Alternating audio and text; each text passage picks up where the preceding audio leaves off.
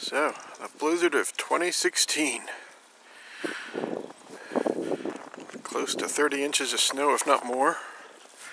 Still haven't gotten into our neighborhood.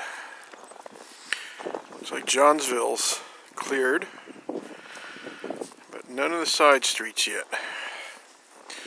We're still blocked in, and even one of the city plows couldn't get in to our street.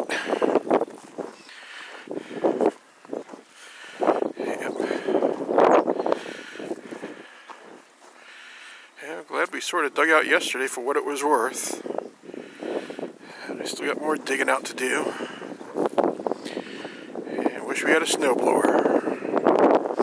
Not that it would help much, because our street is snowed in. What fun we're going to have.